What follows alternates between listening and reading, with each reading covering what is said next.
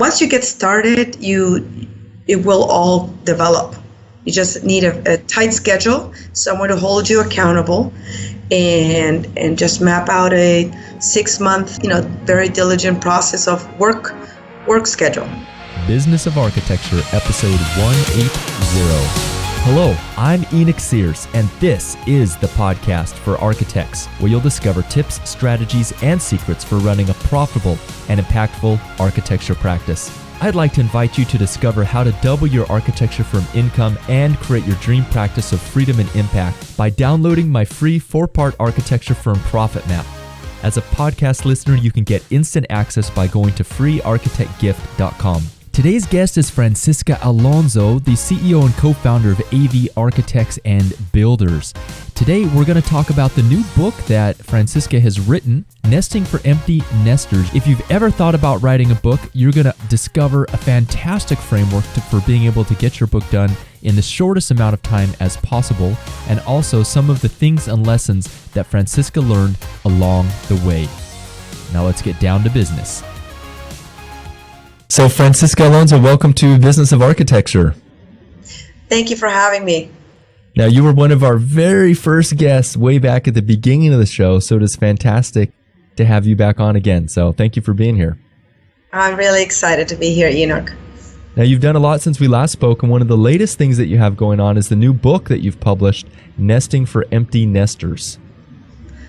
Right. Yes, it's been a very exciting year to get that book out on the shelves and now on Amazon. So it's pretty exciting. Well, tell us about the book. Tell us about the content of it. What is the book? Who is it for? And what is it about? So the book is geared towards the baby boomer generation, and it talks about the things that you can do to your house or the things that you should consider from an architect's point of view in your home if you're entering that phase in your life. So it's the audience, is for the 55 plus, which it's a vastly growing demographic, and really the homes that are out there are not geared towards what they want and what they need and how they really want to live, which is very different than the way our parents were thinking about their golden years, so to speak. So I think that as our architect builders here in Northern Virginia, we have a responsibility to put homes out there that serve this demographic. And that was the whole mission behind the book. And I'm really excited that now it's finally out there. Well, there's a lot of architect builder firms in the U.S., and I don't think very many of them have books. So what was the impetus behind writing a book about this topic? Well, I think that when we were first, when I started talking about, doing research on the topic and writing blogs about the topic, I really wasn't thinking that we were going to have a book. I was more thinking on the lines of writing blogs about it and really educating our prospects, our this demographic on really there's an amazing opportunity there to really achieve the home of your dreams. And it shouldn't just be for those 2 weeks out of the year that we take off from our busy lives, but it should be a way of life. And we trademarked the phrase vacation style living. And I say to everyone, you should live like you're on vacation all year round. And really, and how do you achieve that? Well, it starts with your home. How does your home serve you? And so doing all the blogs and doing all the education and interviews and all that about it, it just kind of naturally evolved into chapters. And then with help with the publishing company, we started figuring out how to make this into a real book. So it didn't start that way, but it very quickly looked like it could be a good content, and we could make it look like a book. Why not, right? And nowadays there's so many ways that you can self-publish that didn't exist at all 10 years ago or even before that, more and more people are attracted to the possibility of doing it. And this is our first book, so it was for sure a learning curve, but a great experience. What were some of the lessons that you learned along the way getting the book published? I think that what really helped me is to get my thoughts clear as to what I wanted the book to be about. And I think that's, like everything, it's hard to get started. And once you get the ball in motion, things kind of start developing, right? But trying to figure out how to even start, right? And the way we approached it with the publisher that I was working with, she was saying, don't even think about the book, don't even think about the chapters. Let's just talk about like do an editorial calendar and talk about all this, like let's pretend you're a client. How would you go about building a house? And now let's pretend you're a client and you're nearing retirement age, 55 plus. What would you consider if you were going to be building a house for yourself, or if you're going to renovate the house that you live in and you want to stay in the community that you've spend all your time in and your family lives there and so forth. And if you look at the statistics of AARP, they tell you that 87% of people 65 years and older don't want to move. So we just feel like we have to move, we have to downsize. Meanwhile, our generation, because I'm nearing that stage myself, we really don't want to relocate.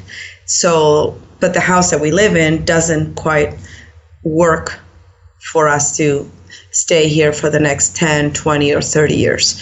So what we started doing is with blogs and podcasts, just like this one, we started creating chapters and started from chapter 1 is how do you choose a site, right? First, step 1, right? We need a piece of property.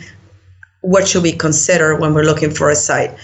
If we want to build a house for a forever house, we call it a home for life, right?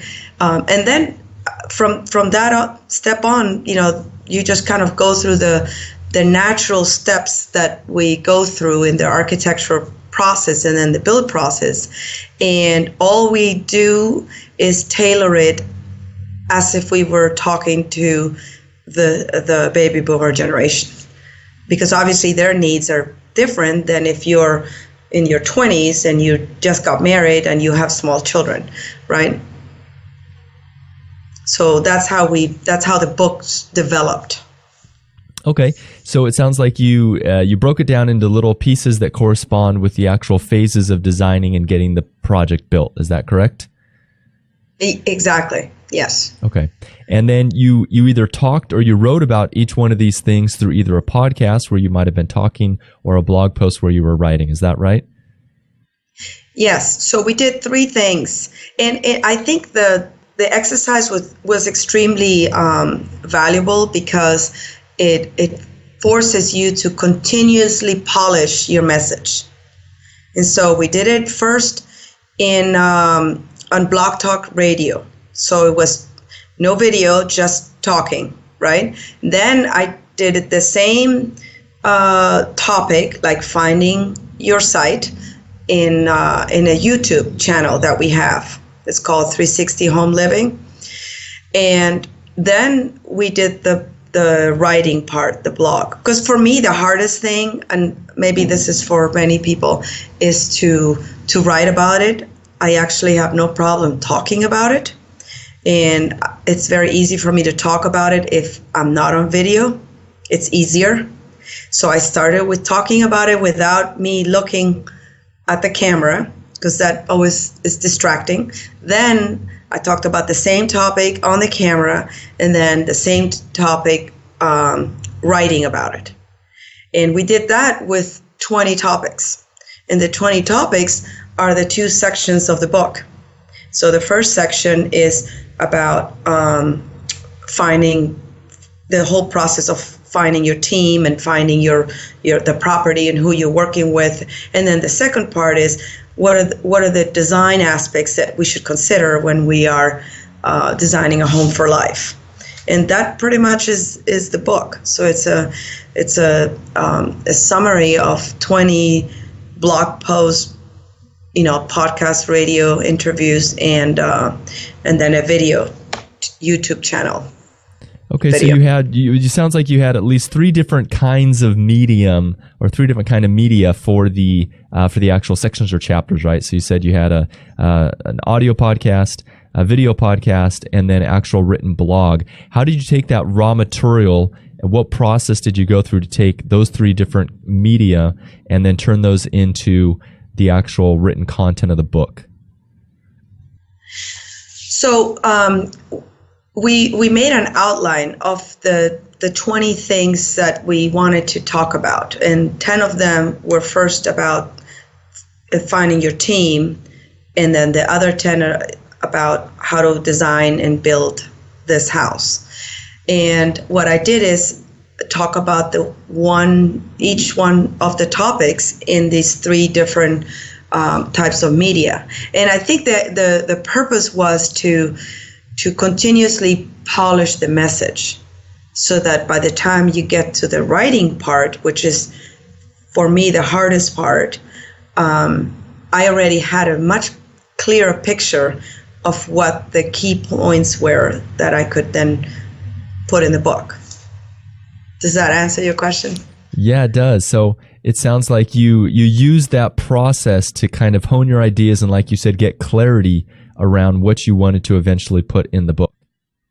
Yes, because the hardest thing is to start. When you talk to someone about a book, they sort of have a vision of what they would like to talk about, but they don't really know what that's going to look like. What are the chapters going to look like? Like what kind of headings? You sort of know your mission, but you really don't know everything else. So sometimes that holds you back in a way, because you figure you're sort of thinking, well, I shouldn't do anything until I have it all figured out. But you can't do anything. You have to do it, and then you figure it out. So how do you loosen that whole process up? I think that by doing the blog talk radio and then the YouTube channel, by the time I was getting to the writing part, I already had a much clearer picture of what I needed to focus on. And as we were evolving that, the book didn't start as a empty nester book. It started as a building your dream house. But then I took that turn to focus on the baby boomer generation, because I felt like there was such a void for that demographic in terms of great architecture. I just felt like I kept hearing over and over again so many people nearing their 50s and wondering where they needed to go. Our kids are gone. We shouldn't be in this big house, but I don't really feel like moving into a condo. It's just not, what I want to do. And I want to be able to have a home that my kids can come back to. My kids are not interested in buying a house. We've heard that from the millennial generation, right? And so there's a gap that needed to get filled, and I thought this was a perfect opportunity for us to put a book out there that answers some of those questions from the perspective of an architect and a custom home builder. Oh, that's fantastic. How long did you think it took that initial process of getting the audio podcast, the video, and then the blog post, that kind of raw materials together? That took about 6 months, but it was extremely, how would I say, very diligent. I mean, we basically mapped out the 6 months and put down the 20 topics, and we religiously had one phone call every week and one YouTube every week. So it was It was like almost like a whole, like a serious project. You have to sort of put deadlines to things, otherwise they don't happen, right? So it was a lot of work in that sense, that I couldn't just say, oh, well, we'll talk about it next month. This month I'm really busy, so I can't. We actually put it on the calendar, and I knew that Bridget, the publisher, she was going to call me on Tuesday morning, and I was going to be talking about lighting. And it really didn't matter what was going on in the rest of everything else, right? That we were going to talk about lighting for 10 minutes. And then we were going to talk about exterior finishes. And then we were going to talk about flow of the main floor and things, all the things that we talk about in the book. So I think putting it on a calendar and creating a on paper editorial schedule forces you to get it done. And then after that, I had all the content. Now all we had to do, and that took another 4 months to put it into design the cover and the pages and the size of the book, and you know how designers are. We're very picky. We want it just right. So everything matters, right? The color of the font and the size of the numbers on the page and everything matters. So that was a whole nother process too. So your publisher name is Bridget, is that right? Yes, Bridget Polmar. And her company's called Brand Spoken. And she was really instrumental. Obviously, without her, I would have not been able to do this. And what support and help did she provide? What was her part? The accountability and the scheduling and the mapping out of the strategy, and sort of making me talk about it. And she is the one that had the idea of doing the blog talk radio first, because she realized that I would be very comfortable with that. There was no video, there's no writing. I can talk much more easily, because I told her, I said, I can't even picture the idea of writing a chapter. And she goes, well, you surely can talk about it. You have for talking to me for the last hour and a half. So let's not worry about the writing. Let's just talk about it. And so she basically would sit with me, and I would tell her, I think we should be talking about this and that. And little by little, the whole book evolved. So would you recommend that other architects go down this path of writing a book? I think a lot of architects want to write a book. They just, it's just really hard to take that first step. And we are, I don't know if for me, it's difficult to write, period. That 4 or 5 years ago when we first launched our first blog, that was like, it was a huge undertaking just to get started. It's just not something that doesn't come easy to me. So I think some people may say the same thing. They have great ideas, and they can surely talk about it and be very convincing verbally, but maybe the concept of sitting down and writing 300 words just is daunting. So if you can record yourself little by little and then gather all that information, that might be it. And then you can have the recordings transcribed. That's what we did. We did all the recordings, then we had it transcribed, and then we did the YouTube channel and had that transcribed. And so the content was already there. I really didn't have to invent it. Now we had to just make it look pretty and coherent. So I think a lot of people, yeah. Go ahead. No, I think that the process is really important. That probably will, once you get started, it will all develop. You just need a tight schedule, someone to hold you accountable, and just map out a 6-month, very diligent process of work schedule. So was there a lot of editing that needed to happen from the rough draft? Is that something that Bridget did, or did you do that? How did that work? I did a preliminary editing, but she did she did a lot of all the editing, and then she actually has editors too that then gave it another look. And then I had 3 people. She asked me to find 3 people that she thought that would be interested in the book and would know either clients or colleagues. And I sent them the draft. And they're the 3 people that are quoted in the book. There's a little blurb about them. And I sent them the draft to take a look at it, to get their feedback. So I shared it with 3 people, and I hear that from a lot of authors, that it's good to have a draft and then send it out to 3 or 5 or 10, how many people you think would be good, to just get a different perspective. Not that you're going to rewrite the book, but it's always good to get feedback. So I did that too, and that was. I mean, there's a graphic component to the book, and then there's a content component, and then we also wanted to make sure that the book was an easy read. It's only I think it's 100 pages, so and every page has a big photo and only 300 words. So it's not something that is going to be painful to read. We want it to be very pleasant, very really like a coffee table book. Yeah, that is fantastic. What was the original launch date of the book? It was June 1st of 2016. So just now, this year.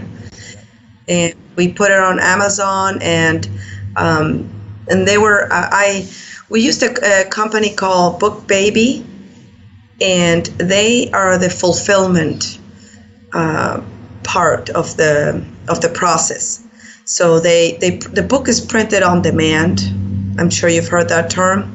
So it's not like I have 1,000 books in my basement and I am sending them directly to Amazon, and then Amazon sends the book out. That's one way of doing it, but there's many other ways to do it. So there's a company called Book Baby, and they specialize in also the design of books. They can help you with pretty much every stage of the book, and we are working with them on the fulfillment process. So when someone puts an order in Amazon contacts Book Baby, and Book Baby sends them the books, and they print like maybe 10 or 20 copies that they have there, but not 200. So the good thing is also you're not buying anything that you may not sell, but also you can make a tweak here and there if you wanted to. Like someone told me, all the photos in the book are your projects, and I sort of assumed that that's kind of self-understood. But I've had several people tell me, though, that's not that self-understood. It could be that you're using other people's projects. And so you should quote that somewhere. So I'm thinking in the next batch that goes out, I will put a little note there saying, all these projects are actually projects that we've done. That's fantastic. So yeah, it's a whole different way of publishing a book, right? What would have been the most effective ways of marketing the book? Well, I'm hoping you're going to tell me that.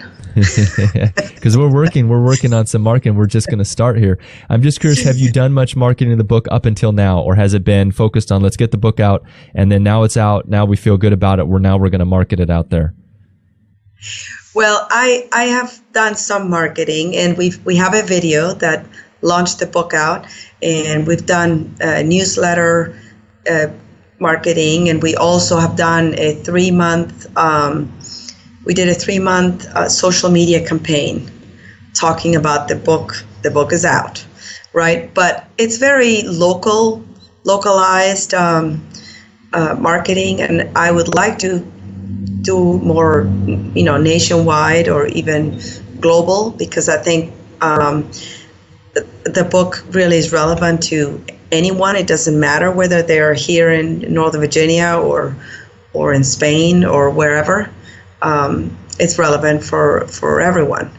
This is an issue that all cultures have, and then obviously in this country, I think more than anywhere else, because people like to be extremely busy all the time, right? And Very so true. we don't. Yes, Very true. And sometimes we forget about our own lives. But I would love to, market the book nationwide. Yeah. How many copies have you sold? Well, first of all, do you know how many copies approximately you've sold so far? And if so, how many have you sold? I know it's 92. Okay, fantastic. 92. Yes. Well, we are, Francisca Alonso, you're a member of our $1 Million Mastermind group in the Architect Marketing Institute. And one of the things that we are focusing on over the next few months will be the marketing of the book. So when we hopefully really maybe we'll have excited. you back on and have a different story, have some amazing, incredible experiences to share with our listeners. Sounds great. Really looking forward to it. In parting, you. is there any last kind of thoughts on the whole process of the book that you want to leave with our audience you feel would be valuable for them? I think my biggest eye opener was to just do it. A lot of people think about it, we talk about it, and we have it in our bucket list, but most of them don't do it simply because it's hard to get started. So I would say just start. Just start self-recording yourself, or have someone else self-record you. Start doing little YouTube videos of just throwing ideas out there. Don't worry about the title. Don't worry about the pages, the layout. All that stuff is really secondary. Just start putting your content in some sort of media.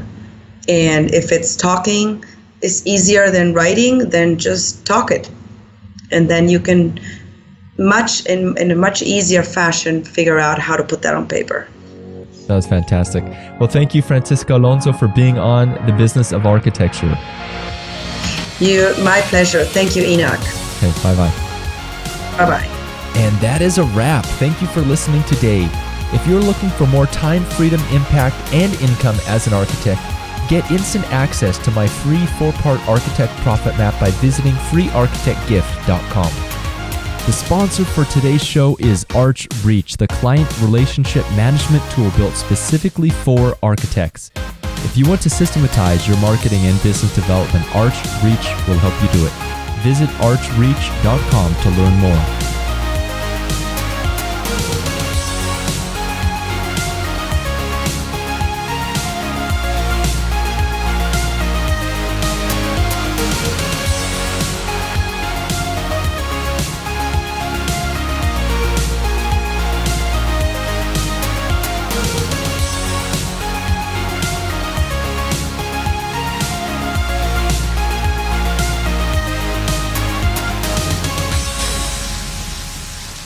The views expressed on the show by my guests do not represent those of the host, and I make no representation, promise, guarantee, pledge, warranty, contract, bond, or commitment except to help you conquer the world.